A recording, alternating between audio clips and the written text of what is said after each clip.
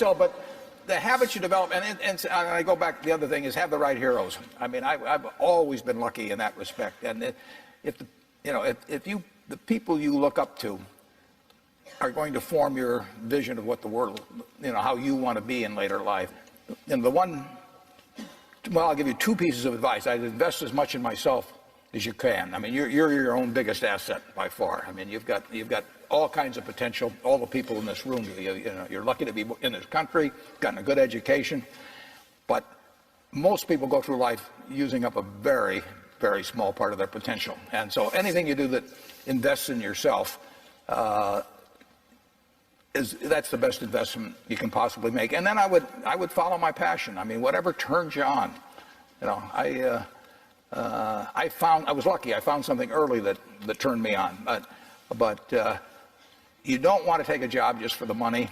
You don't want to take a job for an organization that you really don't feel good about, or work for people that you don't feel good about. You really want to be excited when you get out of bed every morning. And it won't necessarily be the job that you have 10 years later, but you'll be learning so much as you go along. And I took a job with Ben Graham, my hero, and I never asked the salary, and I found at the end of the month when I got my first paycheck what I was earning, because I just knew it was the right thing to be doing. So I would follow your passion.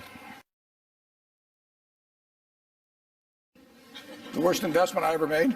How long do you have? I've made some very bad ones, but that doesn't really bother me. It may bother the shareholders, but that's another question. You're going to make mistakes in life. I mean, there's no question about it. You don't want to make them on the big decisions, who you marry and some things like that. So there's no way I'm going to make a lot of business and investment decisions without making some mistakes. I may try to minimize them. I don't dwell on them at all. I don't look back. The biggest mistakes are the ones that actually don't show up. They're the mistakes of omission rather than commission. We've never lost that much money on any one investment, but it's the things that I knew enough to do that I didn't do. We have missed profits of as much as maybe $10 billion in things that I knew enough to do and I didn't do. Now, the fact I didn't buy Microsoft way back is not a foregone opportunity, because I didn't know enough to make that decision. But there have been other investments where I did know enough to make the decision, and for one reason or another, I either didn't do it at all or I did it on a small scale. I was sucking my thumb when I should have been writing checks, basically.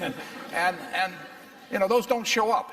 There's no place where it shows missed opportunities, but I've missed some big ones.